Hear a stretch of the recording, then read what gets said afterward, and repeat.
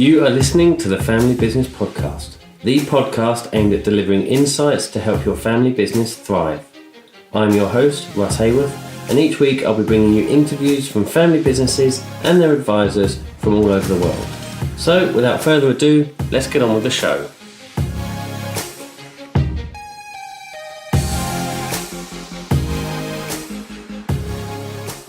Well, hello and welcome to this week's episode of the Family Business Podcast. I'm absolutely delighted today to be joined by Emily Griffiths-Hamilton, who is a chartered accountant and family business advisor based over in Vancouver in Canada. Firstly, Emily, welcome to the show. Hi, Russ. It's a pleasure to be here. The topic of conversation today is going to be based around your book, which you've written, which is called Your Business, Your Family, Their Future. And it focuses on how to ensure a family enterprise can thrive for generations. Before we get into the detail of what's covered within the book, perhaps it'd be a good idea to give our audience a bit of an introduction and some background as to how you came to be doing what you're doing today. Sure. Thanks, Russ.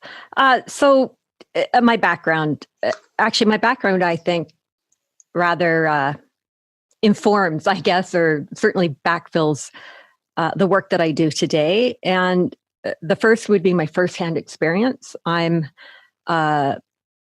come from a long line of family business creators and builders, dynamic wealth creators. In the first generation was my grandfather, and he was Dr. Ballard. And Dr. Ballard came up with the idea for dog food. And he definitely in his time during the Great Depression, dynamic wealth creation, what seems like an obvious thing today, canned dog food was at the time.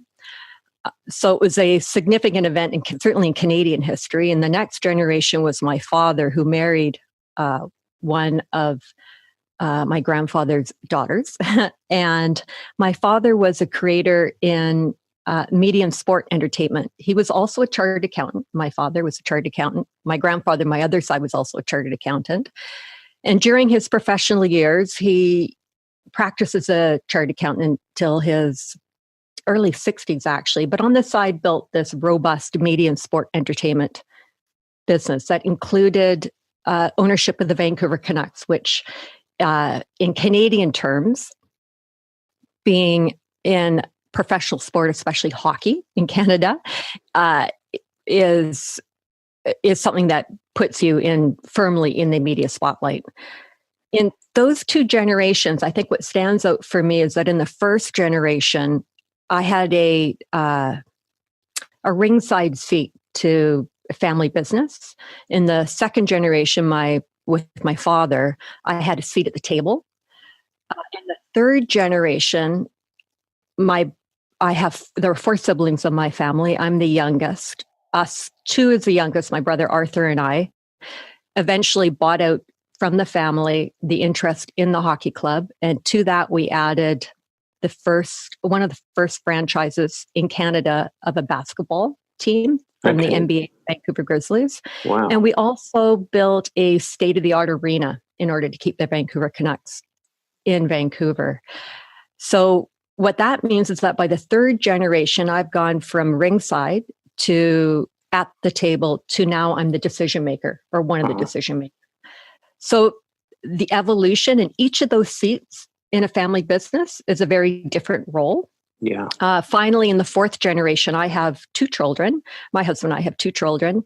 They are 28 and 25, and we are now transitioning or beginning the transition, or we've actually been working on it for a number of years, but they are slowly moving into the family enterprise, but in their own disciplines. We have no more chartered accountants. Maybe in the fifth generation, but in the fourth. Yeah, exactly. So right now, I have two young men that are living purposeful, independent lives, but are still members of the family enterprise. So that's on the sort of the first-hand, personal, experiential. Of course, a lot of things, a lot of stories, a lot of experiences come out of those generations. I can imagine. And on the professional level, I am, as you mentioned, a chartered accountant. I'm also a certified conflict resolution solution coach. I'm also a licensed investment advisor. And I think what you know from listening to your other podcasts and that, and from the work that you do, Russ, is that I have these designations. I have worked in all of these areas. But what we do know is that when it comes to family enterprise consulting, is that the reasons that people's plans fail is not because of the professional issues. And I know we'll get into that later. But when I'm sitting in a family enterprise, and if people want to go down the road of their other investments or their financials or the quantitative aspects in any way, you're not going to pull the wool over my eyes. I'm kind of up to speed. Yeah. And then finally, on a sort of a practical practicing level, yes, I am a family enterprise advisor, and I'm also a member of different family business advisory boards. So that brings another element of understanding to the process. Yeah, and again, I'd like to, if we can, have a chat about some the benefits of advisory boards later on in the show. Before we go into that, I'm fascinated by the story. You mentioned your grandfather effectively inventing dog food. That, if I understand the story correctly, was out of a necessity, wasn't it, at the time, due to sort of the economic circumstances at the time? But that's quite an incredible thing to kind of have as a family history. It is, it's someone had to do it, and it was somebody in your family. It's incredible. And I think what's really, I completely agree with you. I can't answer I've never thought, what an interesting way to think of it, Russ. I've never thought about it with respect to out of necessity. The family legend, or the story that gets told in my family through the generations, is that I remember the house that my grandparents lived in because it was next door to me when I was growing up. And in the backyard, the veterinary practice was also part of their home. And people would bring their animals in for care, and my grandfather would make this food. My grandfather and my grandmother would make this dog food, wet dog food, for these animals to eat. And then they eventually found out that people were coming to them just for the dog food because their dogs get so healthy on their dog food. So, it was just right place, right timing, that entrepreneurial spirit that, let's get this done. My mother then tells stories about, working in the factory and peeling potatoes and, chopping carrots and all that sort of stuff along the way. And then in that generation, what happened was that in my mother's family, there were 4 children, 1 boy and 3 girls. So in that generation, when it came to succession planning, there was still alive and well the theory of primogeniture, which is passing to the firstborn male. Yeah. So we had in that generation a passing to my uncle, and he, which was terrific. And the 3 daughters, this is during the Depression or just after the Depression, the 3 daughters were both given a sum of money. And in those days, they were each given $1 million, which was, astronomical, and a fancy car. I won't go there, but so a lot. But in that way, and another concept that I don't talk about as much in my second book that you referred to, but in my first book, it was the start of the building of our family bank. And so everyone was, I guess, in a sense, compensated, just in different ways. Right. Fantastic. And then you mentioned as well the Canucks, if I pronounced that correctly. Canucks, yeah. Now, I'm based in the UK. And so there might be, as I was not hugely aware of the team, but they are a National Hockey League franchise, aren't they? Or team, which again, in terms of a business or an enterprise to grow up around, it is incredibly interesting, I would imagine, because it's not, as you say, your father was a chartered accountant, you're a chartered accountant, but the businesses within which you're doing those things are incredibly diverse moving from sort of the dog food side into media and sports, and building stadiums and things. It's crazy. Yeah, and I think what you're touching on there too is that we have a robust, I would say, family tradition of reformatting the enterprises that we're in. So, like you say, dog food, from veterinary medicine to canned dog food to media and sport, and there's a reason that my dad got into the media, and then how that grew, and then how the sport came about. It wasn't so much that when he was, in his 20s, he was thinking he was going to be in media, in professional sport. Yeah. That's not how it came about. It was that entrepreneurial spirit that he had. In fact, in his case, what happened was, because Vancouver was much smaller, it's still a small city, of course, but it was much smaller at the time. And my father was in practice as a CA with his father, Griffiths and Griffiths, Chartered Accountants.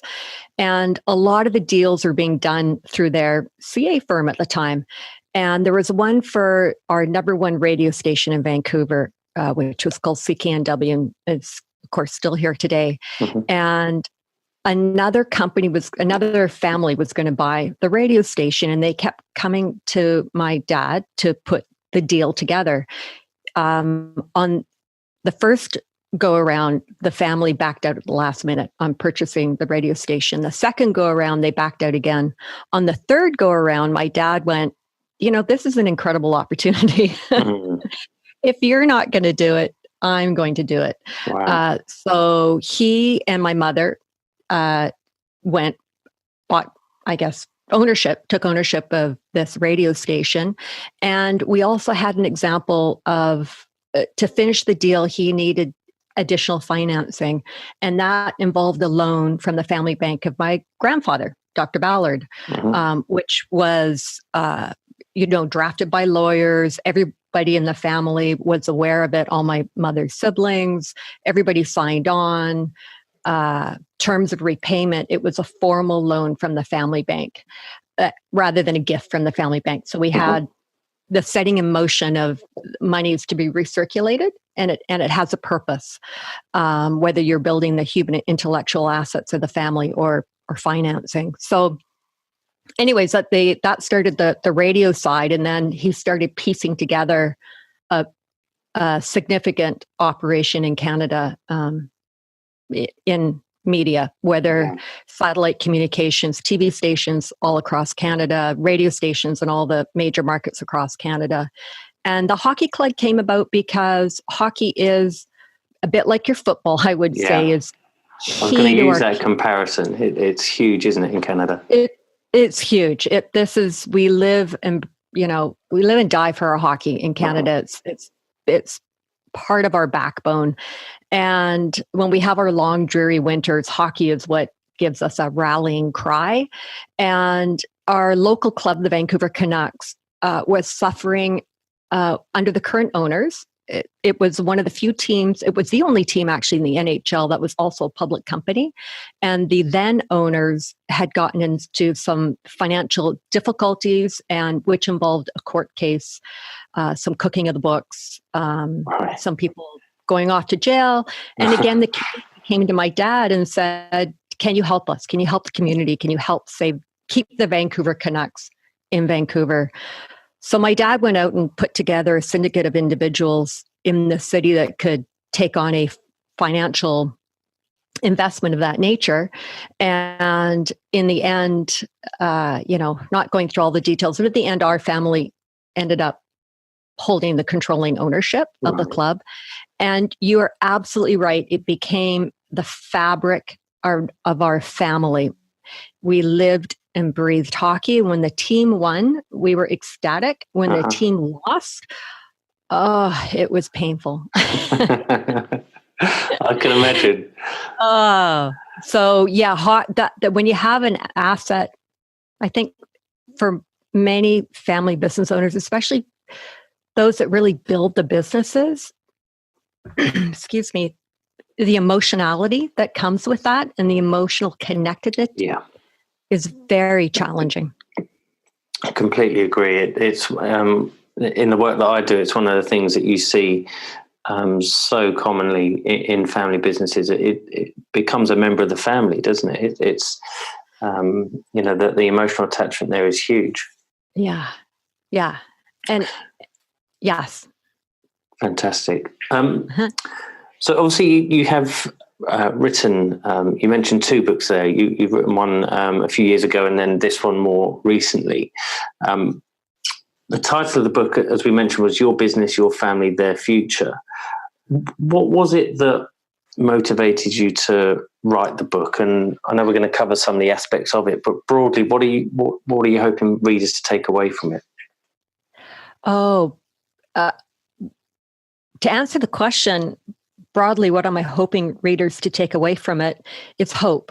And just an understanding that they don't default to selling or to prescriptive solutions because that's what Bob down the road did, and either it worked or didn't work, but that it just opens their eyes to the fundamental core issues or core topics. I don't want to say issues, that sounds negative, just the core topics and understandings of creating a successful succession to the next generation. And then, because if you're forewarned, forearmed, if you know going into what to expect and how to maneuver some of the predictable problems in the future, then you're more likely going to have a positive experience from the process.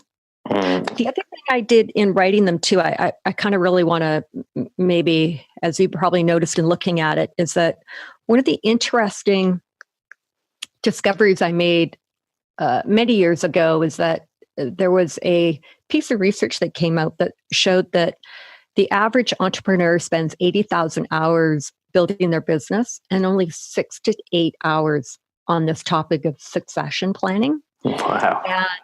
And at the time it caught me for 2 reasons. One, I thought when I kind of did the math of that, I thought 80,000 hours is actually probably pretty low. And that was the first. And the second thing is I thought I was astounded by the 6 to 8 hours. And then going into the research and looking at not only now, since about 2000, we have a lot more information available, book format and that on this topic. But before that, this process has been largely hijacked is unfair, has been largely dominated by accountants and lawyers. And when people attend a seminar, one family I worked with came into one meeting and they had like a large grocery bag, one of those cloth grocery bags of something. And they came up to me with this bag and I was kind of excited for a moment thinking it was a bottle of wine or something. And I looked at the bag and I went, oh, and I started pulling out these things and they were actually all brochures. And they said, you know what, we thought you of all people might enjoy this. We have been attending seminars for the last, 30 or 40 years on this topic. And this is all the stuff we've gathered. So I went home that weekend, and of course, largely, again, produced by accountants and lawyers. And I went through and I reviewed them all on the weekend. And I thought many of them, I was really excited actually to review the information. And I got into it and I thought, I'd give up too if I had to read this stuff because it was so boring and so dull. And they always eventually veered off into structures and tax and legal issues. And of course, what you and I know today is our plans don't fail because of the work those professionals do, but in spite of the work that they do. So, so the book that I wrote, I'm intentionally, there's a lot of information there, but it's meant to be a weekend read. Because I figure if I only have 6 to 8 hours, I want to give them less than that and get as much as they can in a useful, easily accessible way. Absolutely. And I think the point you make there is a fantastic point, and it's one that's often overlooked. And this isn't aimed as a criticism of lawyers and accountants, but if there's not a level of understanding around the family dynamics and the uniqueness of family business, although the professional advice that's given is entirely correct from a logic point of view, it just might not sit in an emotional sense. And that's where I think yourself and I are well placed in order to be able to help unravel that side of things, rather than, and it's not contradicting the professional structure and advice that's given. It's just helping to apply it to that family dynamic, and that's, I think, the one of the biggest elements of the work that we do that can help family businesses. Yeah, absolutely. I call that addressing the family factor. Yes, and that's what I look at. And I am one of those accountants. I'm super respectful of everyone and our professionals and the work that they do. Having said that, I believe we get the order of the work backwards, that we tend to start with the professionals and work backwards. So I don't, in many instances, what I find is the families that I'm working with, the structures are already in place. They've probably done a date freeze at some point. There are trust structures. There are preferred shares. There are common shares. There's all these children are now owners and they're 10 years old. And I have to unravel that and go, put that on the shelf. That's okay. But that's not where you start. You don't start with the professionals. You start with who you are, what you want to achieve. Then you figure out how you're going to make decisions. Some people call that the governance structure. I call it your family enterprise framework, but just how are you going to make decisions? And then you rise up to, okay, now what structures make sense for us? So it's flipping the model. I flip the model upside down. We still have to have those professional structures. We just don't start there. Yeah, I completely agree. I'm a very strong advocate for that approach as well. You mentioned in the description of what you cover within your book around the option for families to sell the business. That it doesn't have to pass from generation to generation. It can be sold. And we've seen examples where the business has been sold and the wealth has been used to create new businesses. So that's a different type of transition. But where would you recommend that families start in terms of understanding whether selling the business and either, I don't know, setting up a family office or going into new ventures with that, or just parting ways and not being in business together is the right thing to do versus the sort of transition from generation to generation? Right. So, so where to start? I look at that when I think there's two areas to think about there. One is the quantitative and one's the qualitative, because when it comes to a business, we are actually talking about something that's more on the quantitative side, analytical. So first, as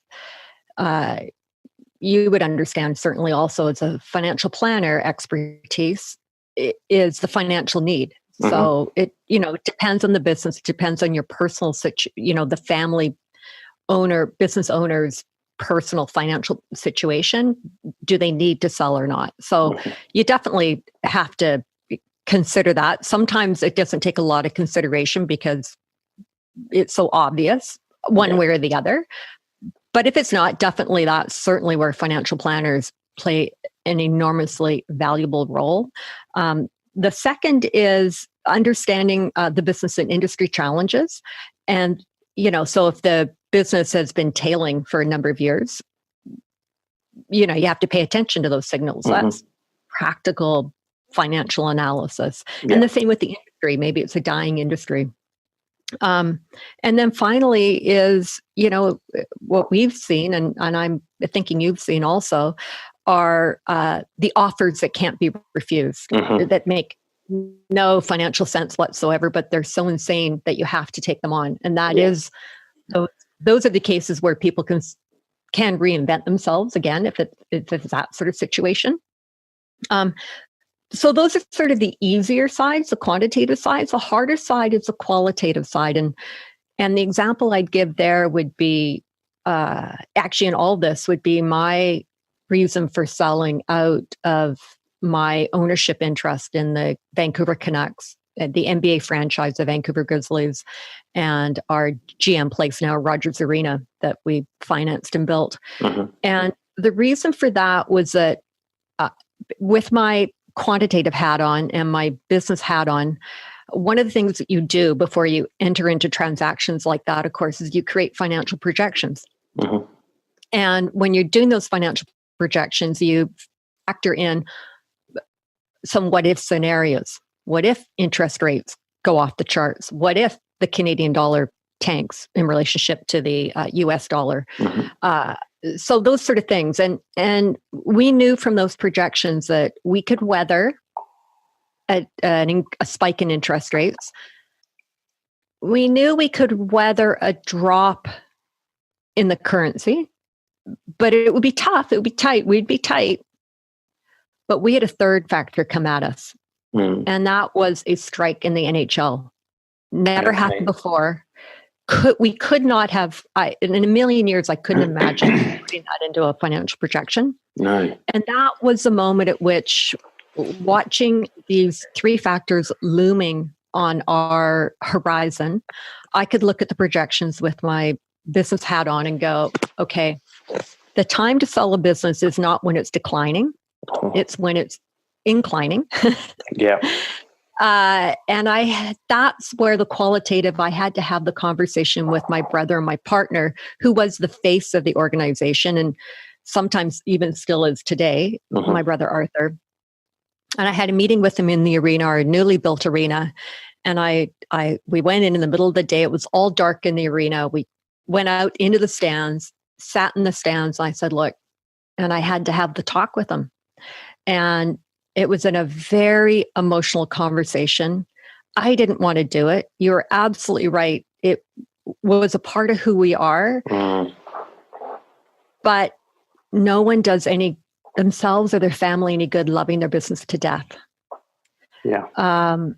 When I had the conversation with him, I looked at him and he was understandably very sad, emotional. And he looked at me and he said, but, and he kind of, blinked back the tears and said, I always dreamed, and he had 4 children, 3 boys and 1 daughter. And he said, I always dreamed one day that my children would work with me here.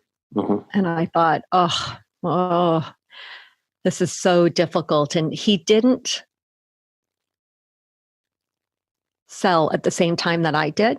Okay. Years later, we've had conversations about this.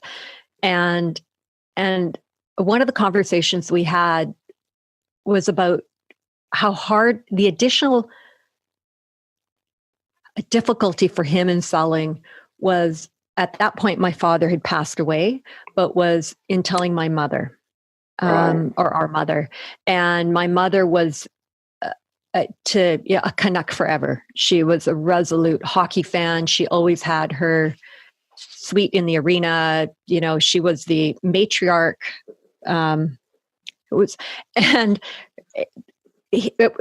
His fear of having that conversation froze him in doing the sensible thing, practical thing.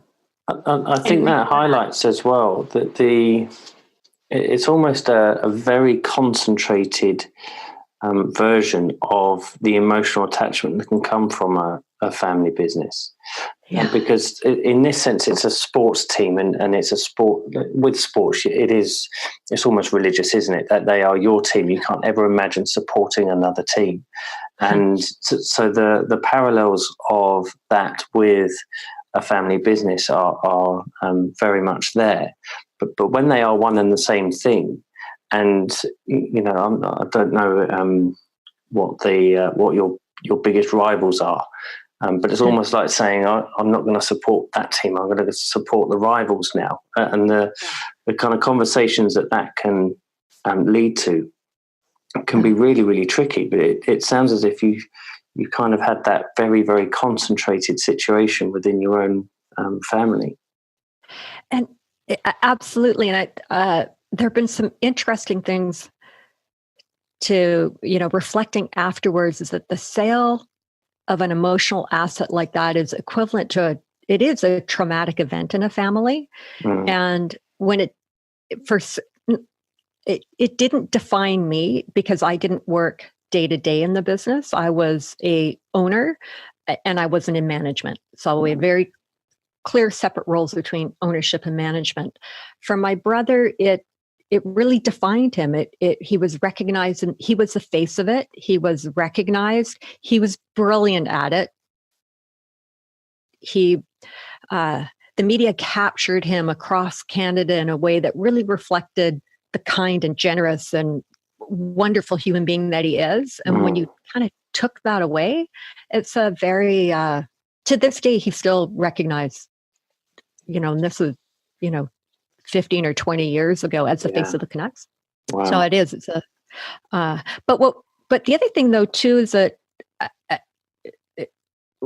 something I should also maybe point out too, maybe this is a good, or where my mind is going, is that one of the things our family did really well was really make that clear distinction between ownership and management. Mm-hmm.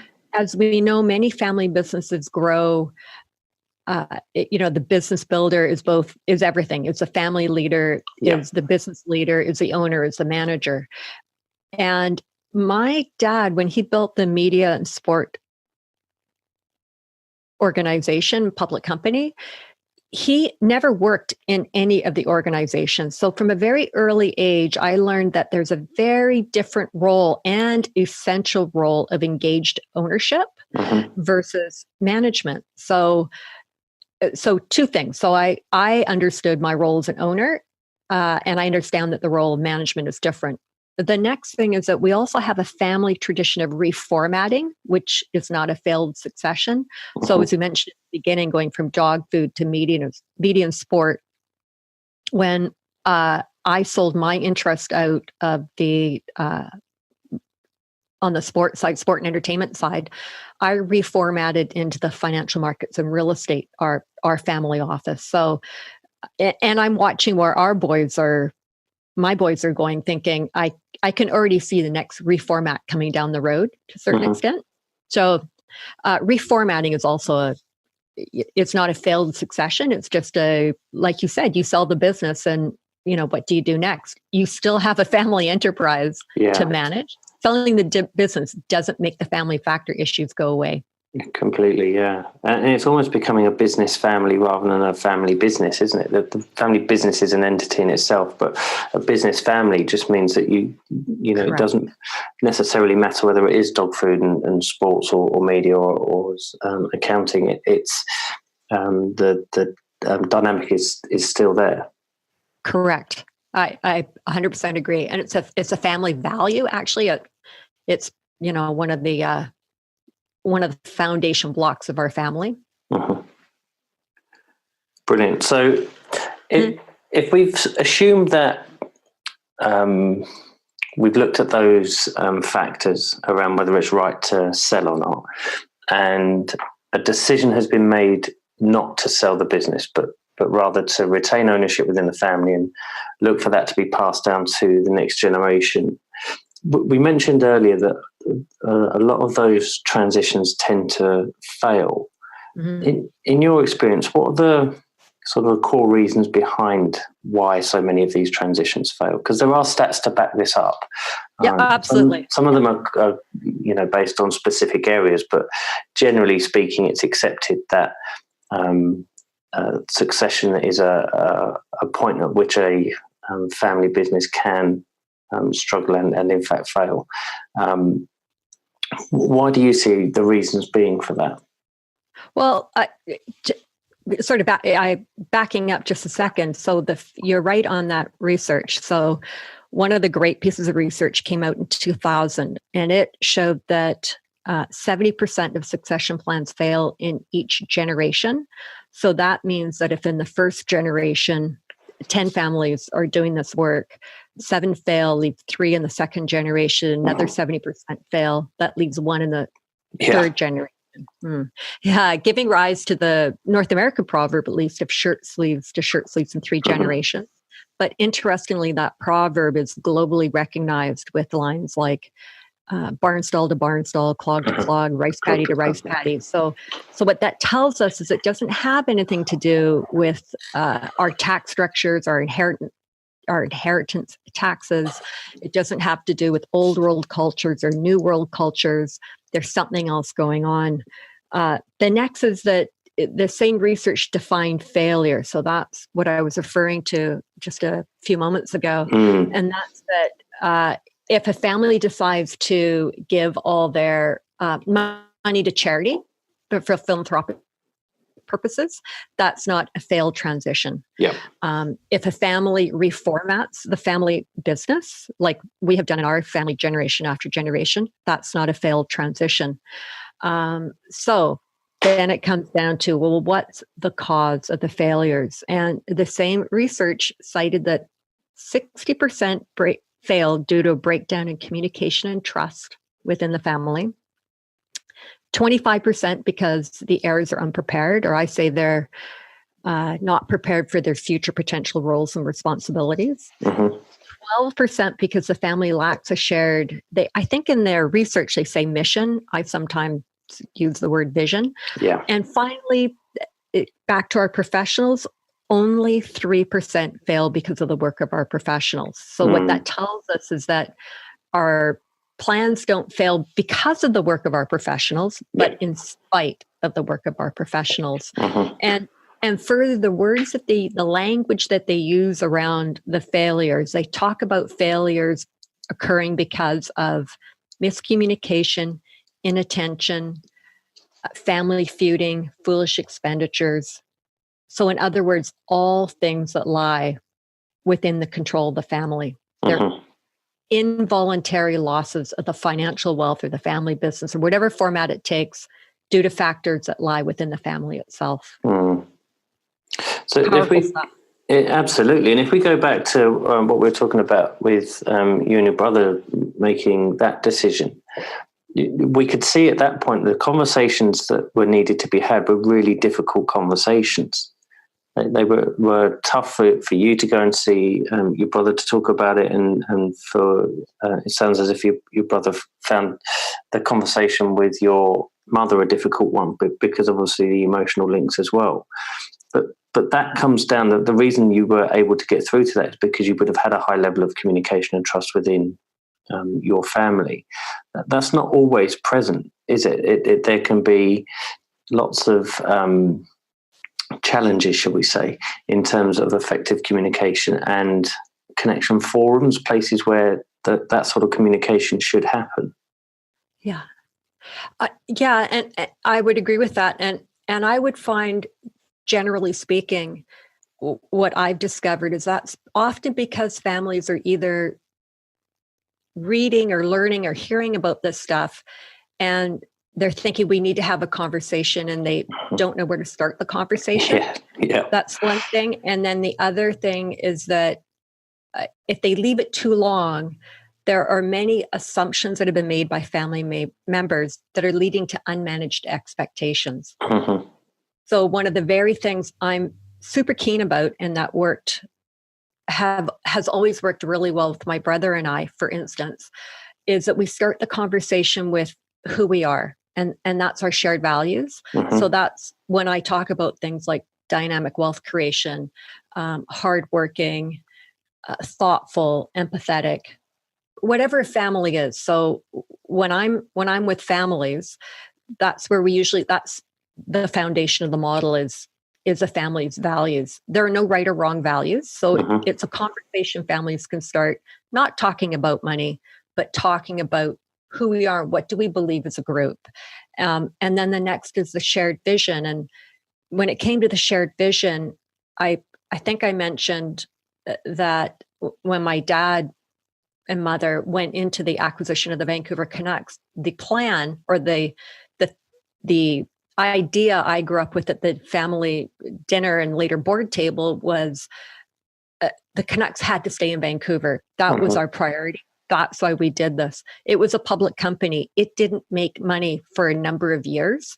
It was a zero budget organization. And many years we had to finance it personally as a family. So, but it was our focus to keep it for the community of Vancouver. So so the league got to a point where we had to build a new arena. And at that time, when we took ownership, my brother and I split off from the family, from our two older siblings. part of that sort of unwinding and split apart occurred because my father approved it. He was also in declining health, and everyone knew he was in declining health. It was quite evident, but he accepted, or he was willing or supported the pulling apart, because he knew my brother and I had the same shared values. We worked well as a team. We trusted each other, and we had the same end goal. We were more than willing to risk and lose everything as long as the Vancouver Canucks stayed in Vancouver. Mm-hmm. And we could take that risk, or I could take that risk, for instance, because I had already built a separate career from the family. So Mm-hmm. I could stand independently, or I was standing independently on my own 2 feet. But I could also lend my earned voice to the family ownership side of the hockey club. So where do you start the conversation? Please don't start it talking about money. Yeah. Start it talking about who you are and what you want to achieve. And there are no wrong answers. I have these conversations with families, and I'm always leave inspired by what family members say. It's fascinating. Wonderful. And it can often be the first time that they've actually said it in a kind of an open forum as well, can't it? We've had similar circumstances where people have gone, you've never said that before. I have yet to have a situation where it's been discussed. In every situation, it's been the first time. Especially, you're right, as a group like that. And I think part of that is that so I think about this stuff, Russ, and I wonder if sometimes it's because we live in a world where most of our education systems really valued answering quickly. Mm-hmm. So we make decisions on the fly, and there are many decisions that we make every day that are automatic. Otherwise, we'd exhaust ourselves, right? Yeah. Like teeth in the morning, and all those sort of things. Uh-huh. But then when it comes to our other decisions, we don't often give a lot of thought as to why we make the decision. They're rather instinctual, it seems. But when we really peel back the layers and we think about, your decisions are based on something. And if a family can find a way to agree on something that their decisions will be based upon, which is why I talk about what your values are and what you want to achieve as a group, then when the decision making occurs and they align up with a family's values and vision, who they are and what they want to achieve, then there's greater likelihood for less conflict around accepting those decisions. Yeah. Everybody's on the same page. Absolutely. And you talk about shared values and shared vision, and it wouldn't be unreasonable to expect that family members who have grown up in a relatively similar environment will find it easier to agree on shared values than perhaps people who've grown up in completely different neighborhoods and family backgrounds, because a shared value, you say hard working was one of the shared values that you had within your family. Through your family growing up in the environment that it grew up in, you will have an understanding of what that means to you, rather than for example, I could think that, working 3 days a week is working hard, and your expectation could be, well, actually it should be 5 days or 6 days or 8 days a week.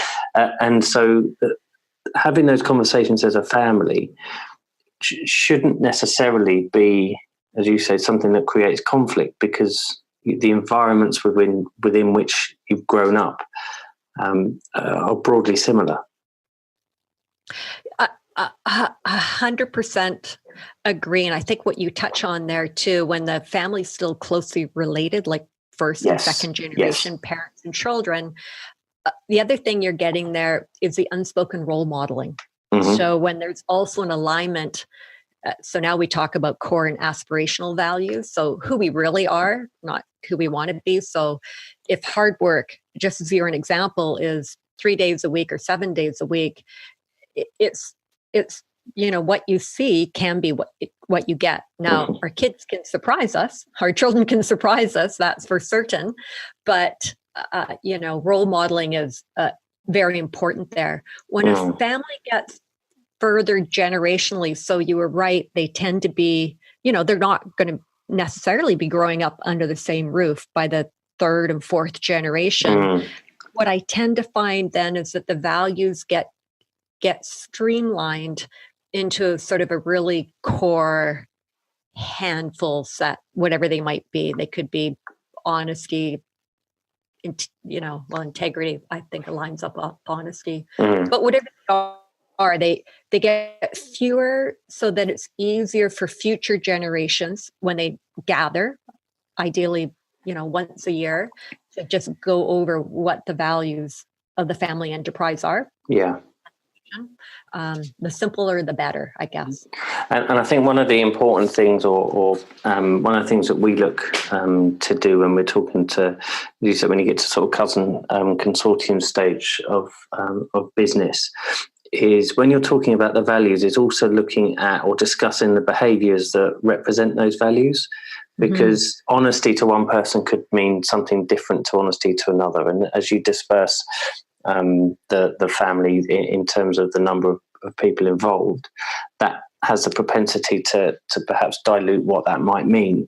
And so by discussing what actions and behaviours represent the values of the business, helps to align people on that as well. I 100% agree. And I would add to that one of the things that families do, especially in those later generations where it needs sort of more defining and clarity, is that families take time to explain the policies that they have, or the decisions that they've made, or the, how they operate and how they relate to the values.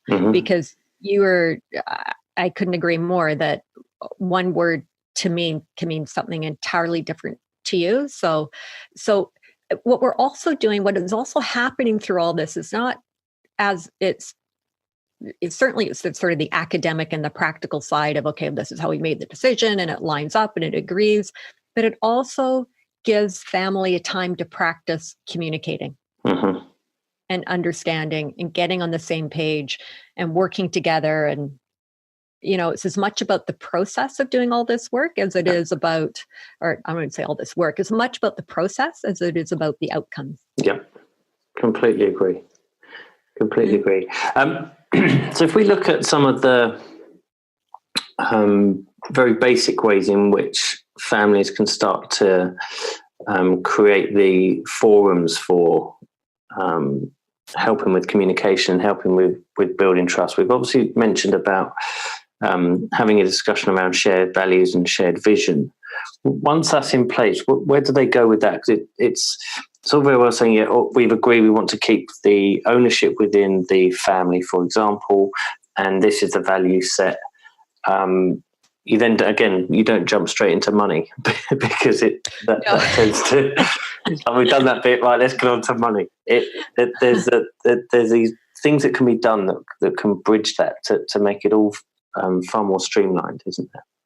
Yeah, I think that when I think about that, it comes to first understanding that there's three components to the family enterprise, just so we get that clarity there. And I think of it as an equation. So I see a family enterprise is equal to the family factor plus family business or family office ownership plus family business or family office management. And then in each of those areas, there's some really core things that need to happen there. And in the family factor, it's having family meetings and those conversations that are happening that start with the shared values and shared vision, and understanding how important that. Certainly how important the shared vision is, but understanding too. That when you go into a shared vision conversation, I have yet to work with a family, even my own family, that you land on a shared vision right away, like in a first meeting right away. That would be similar to asking a 14-year-old what their passion is. Now, not many people are like me that wrote an essay in grade 9 saying she wanted to be a CA when she grew up. I know that's weird. So no comment.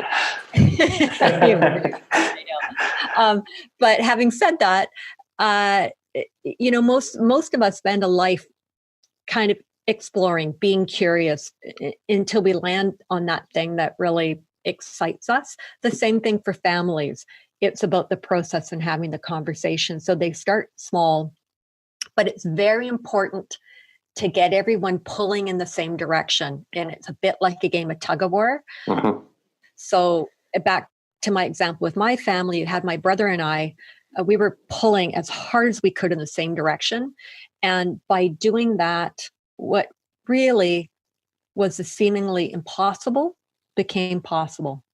And history is full of examples of, the man on the moon, Mm-hmm. the Berlin Wall, apartheid, these things that who imagined, have come down or ended, and wonderfully so, but that took everyone pulling in the same direction. Yeah.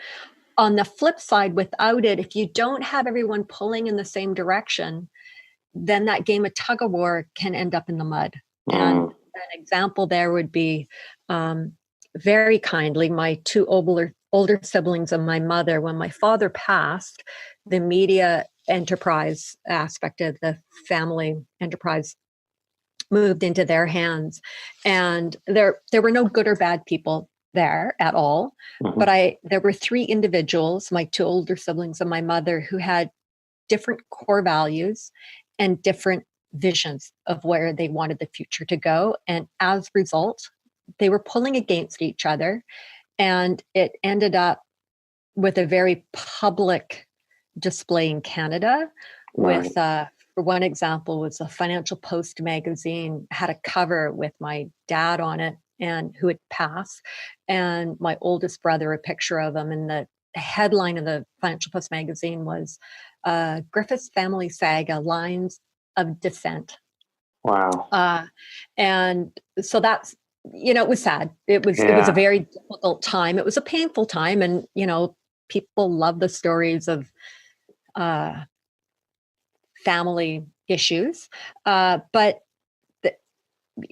there were no, nobody did anything wrong. There was nothing bad. There was nothing, they were just pulling in different directions, and that's what happened. So, and I think that makes a very valid point, and this seems an overly obvious statement, but we come across, not in the degree of scale of what you've just described, but a shared vision. It needs to be a shared vision. It's not someone else's vision that everybody goes, oh, all right, then that's okay. For everybody to be truly pulling in the right direction, because otherwise it's not strong enough. Yeah. And interesting too, what I find sometimes, especially if we're talking, let's say, a second generation that grew up around the business, but not in the business at all, is that sometimes the default answer might be you're looking for a shared vision for the business, but we're talking about a family enterprise here, and the three elements, the family, and management. And I quite often find is that the rallying cry often first comes from a shared vision for the family factor. And it often has something to do with unity and family connectedness and feeling of the pride of belonging to something bigger than themselves. So it gets us out of thinking about, for argument's sake, the money or the business, but why are we here? If we have it's a bit like that Simon Sinek, if we have the Simon Sinek why, then when there are bumps on the journey, and there will be bumps because there are bumps, just as a business builder knows, building their business, there are bumps along the way. There are bumps along the way in this, but if that why is strong enough, then it stands a greater likelihood of, making it out the several generations. Absolutely. Yeah, completely agree. I get that there is a chapter in your book that's dedicated to the elephant in the room.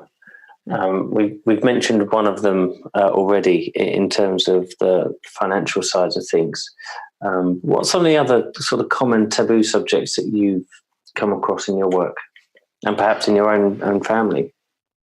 Yeah, it's funny. The elephant in the room. I really have to start by sharing that title came about from a speech or whatever that I was delivering in London, and I delivered an address involving family brand and family reputation. Uh-huh. And at the end of that, one of the guests in the audience stood up and asked a question about how do you deal with the elephant in the room. And it was the first time, and I'm sure it won't be the last time that I stood there like a deer in the headlights looking at the I there are so many ways I have so many questions before I can answer that question. So it really got me thinking about it, and because it means so many different things to so many different people, Yeah. and so many family enterprises. What I will say right up front, though, is that it's called the elephant in the room and not the mouse. Mm-hmm. Everyone knows it's there. You can't avoid it. If you keep avoiding it, it can morph into an alligator. So yeah, got it. You have to find a way. Yeah. So when we talk about, some specific examples, one could easily be, and we've kind of referenced it already, that talking about money. I had an experience with one family where there were 3 siblings and their spouses, and the siblings were aged 50 to 60 or 55 to 65 in there, and each of them had 3 children, and their children, now the cousin consortium, were, I want to say, ages 20 to 35. And they were wondering about how they talk about the family business or the family enterprise with their children. And so these weren't little children, young children. And 2 of the 6 adults in the room, three siblings, 3 spouses, 4 of the 6, so 2 of the children and their spouses worked in the business. The other couple didn't work in the business. Uh-huh. So the children, the cousins, had really grown up around these family businesses. They knew they had assets. They knew they had buildings. They weren't in the dark on any of this stuff. So I asked what I thought was a simple question was, do you talk about money?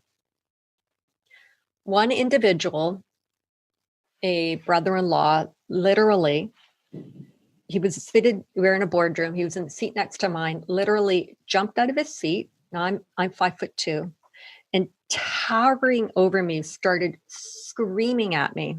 Wow. Why would we do that? Talking about money would only destroy this family's hard work ethic. Grandpa was all about hard work. I think it may have been the only time, other than when I was in the military, it may have been the only time that I've ever really been yelled at. Mm-hmm. And eventually he calmed down and he sat down, and I had a partner with me who kind of jumped in because my brain cells were rattling around at that moment. And it occurred to me that that's not the best question to ask. Right. And so I encourage families, when they want to get to that point, is you talk about the purpose of money. Mm-hmm. What's the purpose of money? And that's where we get into conversations about what are the real assets in the family. Mm-hmm. So we talk about the financial, but the real assets are the human and intellectual. It's the family members themselves, their emotional and physical well-being, and the intellectual assets. So then it reframes what the purpose. So talking about money. So if we change that to talk about the purpose of money. Yeah, that's a great idea. That's a really a good way of articulating it, because money in itself is, away from family business, is going to be something that people find difficult to talk about. I see that in my day-to-day work with the financial planning side. But it means so many different things to so many different people, and the purpose of it is much more tangible thing to focus on, because you're taking away almost the amount of dollars, aren't you? It doesn't matter whether it's $10 or $1 million. It's the purpose of it has to be what's focused on. And I've had other families ask me, do I need to see equivalently their financial records? Do I need to know how much money they have, basically? And I will say, I never talk about the amount. Money is a resource. Yeah. It flows in and it flows out. Like you say, it doesn't matter if you've got $100 or 100 million, it flows. You get to determine what you turn off and turn on. And when it comes to values, then we can start to split apart and go, money is not your hard work ethic. Money is not your integrity. It's not a value. It's not your family value. It's just a resource you need to manage. Yeah. So that's, that can be, a taboo topic in other families.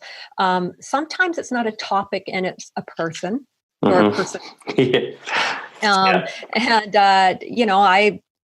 I might, or some families might see them as the bully at the table. And then that's kind of peeling it apart and going, if we know who we are, what we want to achieve, and there's somebody at the table who can't, for argument's sake, play nicely with everyone else, that doesn't mean they're a bad person. It doesn't mean they're not welcome to Sunday dinner. It just means that perhaps their voice isn't one that's going to work to move the family enterprise forward generationally. Yeah. A key topic I really try to stress for families and will eliminate a lot of problems is a topic around earning a voice.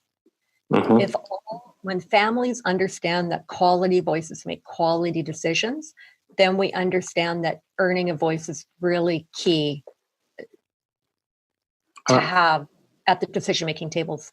Yeah, completely. So picking up on that, how you mentioned that earlier on when you were having the conversations within your own family, you said using my earned voice to put your position. You don't have to use your own experience, but how was that voice earned, or how would you suggest people earn that voice? Because again, it's quite a common subject matter as to when people should be involved in these discussions and at what level. And I think it's a really interesting subject. Yeah. So there's a few things you touched on there, Russ, and really great points. The first is the qualities of an earned voice will be different in every family. That's one of the conversations a family has. Sometimes a family leader starts it. And it all depends on the age of the family members. But some of the traits families look for are things like earning the respect of the family.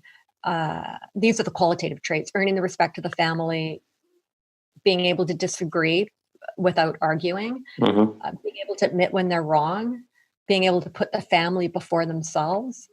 I'm trying to think of some others commonly.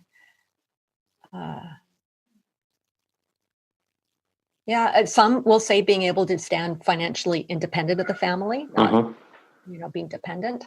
Yep. And then when it comes to and earning a voice can be different in the three different systems. So, in the family factor, you might look for people who family members trust that they can have a confidential conversation with and really know that the person they're dealing with has their back and will support them on their journey to leading a purposeful, independent life. On the ownership side, you might be looking for people that have special skills, with respect to the industry that the business is in, or long-term thinking or other investments. On the management side, of course, ownership too, maybe mergers and acquisitions, people have expertise in that area. And of course, management is typical of the family business. So there's sort of the qualitative in each aspect, and then there's the specific to make the decisions. So did that answer that question? Yeah, Sorry, it did. Yeah, no, that's fantastic. Thank you. And it's interesting talking about the elephant in the room. A colleague of mine called Nick carries a little elephant around in his pocket. And when he's working with families and he knows there's an elephant in the room, he just brings it out and puts it on the table. And people are like, what's going on here? And he's going, well, there's clearly an elephant in the room. Oh my goodness. It helps to diffuse it. It's really fascinating. I think it's brilliant. I'm I'm smiling because I'm just imagining taking a little elephant out and like, and of course I wouldn't do this because I think this would be too confrontational, but kind of putting it in front of the person. Yes.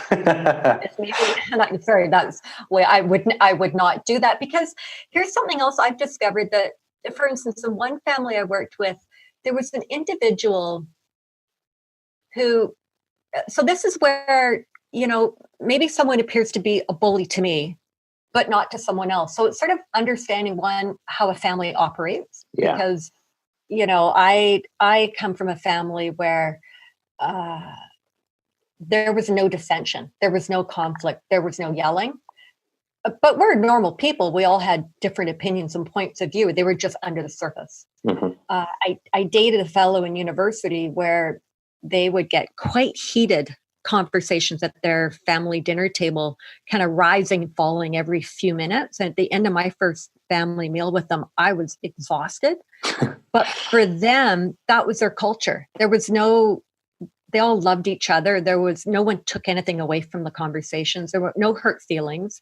And in fact, if they behaved like my family, or our family behaved like their family, that would be odd. That would mean there was something wrong. Yeah. So in this one family, there's one individual who I can remember being in a meeting, and the family, this is second generation, and the first generation, one of the family leaders said something that the person challenged them on right away. And it was something about going through this process. And I think the family leader said, well, maybe we should just, basically just sell everything. And but didn't say it quite that bluntly, but I heard it. And I think our meeting was maybe at hour 6 at that point. And I was, tired by that time, and thought, oh, well, okay, what's happening here in my mind? This other family member jumped in and said, basically asked the question, like, what are we doing here? And what are you saying? And what do you mean? And it caught me as being quite a confrontational pushback. But in hindsight, in reflecting after that meeting, I thought, wow, this is exactly what everyone at the table wanted to say, but no one wanted to say. So while they might seem like the bully on the surface, they're actually the truth teller. They're the one going, we have to admire them for having the courage to stand up and go, why did you say that? And call them on the spot and deal with it. So sort of reflection in time, and sometimes the bully isn't the bully. They're not the troublemaker. But if we have an earning a voice policy, then at least we can deal with the ones that really are offside and derailing the whole process. And that again comes back to the values and vision, doesn't it? That they're linked. There's a reason that these things all sort of tie in together. It's because it's very easy to come back and go, well, hang on, that's not how we do things here. Or actually, we understand that is how we do things here. But having those conversations and having the trust and communication in place, as you say, that accounts for 60% of the failures in transition. So these methods that we're talking about now are designed to help alleviate all of that 60%. Yeah, and I think sometimes too, where families get lost in this process or get frightened by the process, perhaps, is a fear of conflict. And I think rather like I did when I was studying conflict resolution, and that I can remember in the very first level course, the question was asked is, what do you think conflict is? And of course my brain went to anger, loud, scary, toxic, just all these things. And they go around the room, and it seemed no one else had the same thoughts as me. And everyone else got the right answer, it's just a difference of opinion. So if we have a difference of opinion and we can share our opinion in a way that works for that family dynamic, and we know that the voices at the table are quality voices, and we really want to listen to the different opinions because they've earned that different opinion, then it's not so scary. And That's the first thing. And then the second thing is in the communication is that if this is the first time a family is doing this work, there will, as I mentioned earlier, there will likely be points at which a family member or two or three or whatever come undone a bit. But a really great facilitator will still hold the space for everyone to be amazing and will be able to help the person sometimes actually, first, not let that occur if it's too early in the process. Yeah. Once there's enough trust built up, it's not, I will let a family carefully experience it so that they know that they can survive and they can do this on their own. Because my role always is, as a facilitator, is to get out. Yeah. I fundamentally believe that if a family can build a business, a thriving business, they can do this work. They're often just looking for a roadmap. And my goal is to get in, figure out who they are, what they help, just work with them to figure out, so they figure out who they want to achieve, get them on course, and I'm out. Okay.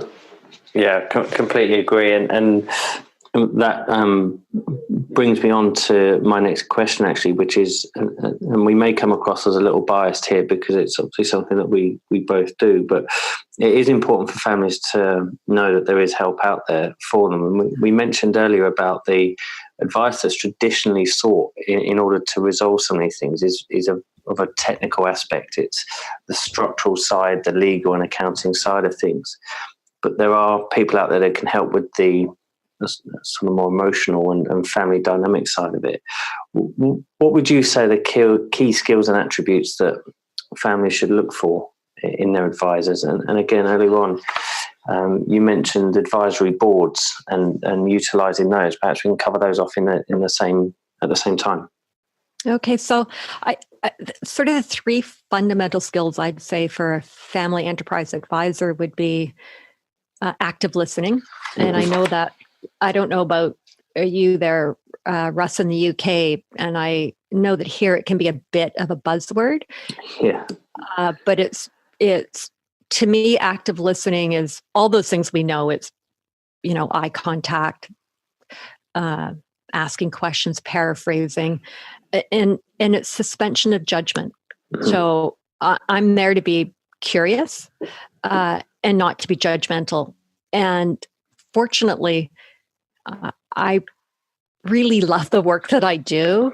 So, and I'm always interested in other people. So for me, it's just easy to suspend judgment. So active listening, no bias. It would be, again, like that individual, let's say I was referring to earlier, who spoke up.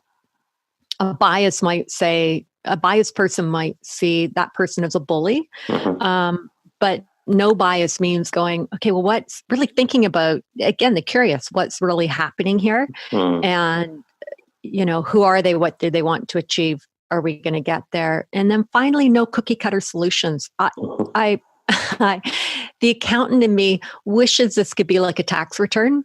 I wish I could have do this. Yeah. This is how you do it. I find in my meetings that only my first meeting, and I say this up front to families, is quite standard for every family. And it's the only one where I do a lot of the talking, because I do deliver a whole section on communication, on strengthening communication.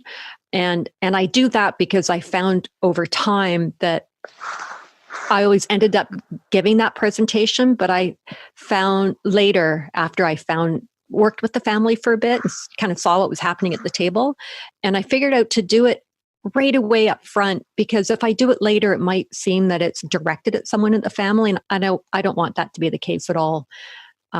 So that, and then we work on shared values and shared vision in the first. After that first meeting, I go away and think about what the family said, who they are, again, what they're trying to achieve, and then start to map out the progression from there. But it's, one meeting at a time, about 6 months apart. So family has time to gather and think. And they're usually doing this on top of already very busy lives. Yeah. So no cookie cutter solutions. And then Family Business Advisory Board. So my experience there has been wonderful and wonderful for the businesses. And I look to business leaders and talk about one of the things they're doing typically from first generation to second generation is they're going from one decision maker to many decision makers. Mm-hmm. So taking in a lot of ideas. Some family business leaders aren't ready to certainly take on a board, and they don't want to give up control. And being an advisory board member, I also don't want to be a board director. Mm-hmm. I don't want to make the decision, but I can sit and offer input and ideas. Yeah. And which is what an advisory board does. And it's a wonderful way for a family leader to start working with other people. And and from first to second generation, if the second generation has earned a voice to be at the table, to have those members at the table, so they start to see, okay, my mom or dad, or my mom and dad take in the thoughts and ideas of other people, and this is how you work as a team, and this is how we're going to work with the team. And it's a wonderful training ground, not just for the ideas that go from the independent advisory board members to the family business leader, but it's also a wonderful role modeling experience for the family members that are being prepared. Again, I completely agree on all those points. I think the advisory board side of things is interesting because, I mean, we could probably have a whole episode on board structure and advisory boards and things, but the fact that it's advisory means that I don't want to say it's practicing how to work with the board, because it's not that simple, but it does mean you can do it and test it in a safer environment than just jumping straight into what can, for some people, be an intimidating arena. Yeah, absolutely. Yeah. Fantastic.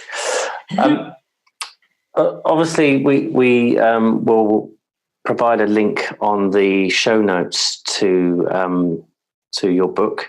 But in closing today's episode, the two questions I tend to ask all of our guests. So the first one is, if you had one tip to pass on to family businesses, what would it be? Have fun. Don't forget to have fun. It's really important. Yeah, that's fantastic. And how can the audience find out more about you and the book, other than obviously looking in the show notes to find the link?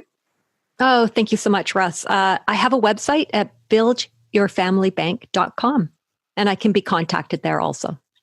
Fantastic. And are you on LinkedIn, Twitter, Facebook, no, Snapchat, whatever they are these days? I'm a bit of a Luddite with regards to social media, but I do have an email at info@buildyourfamilybank.com, and I get emails there. Okay, fantastic. And more than willing to answer any questions, obviously. Yeah. Great. That for me, it's been a fantastic chat. Thank you very much for your time and for your insights. I think our audience will gain an awful lot from that. And thank you for coming on the show. Thank you so much, Russ. It's been terrific.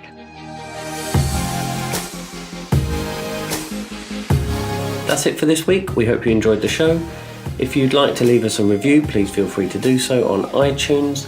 If you want to get in touch, you can find out more information at www.fambizpodcast.com. We'll see you again soon.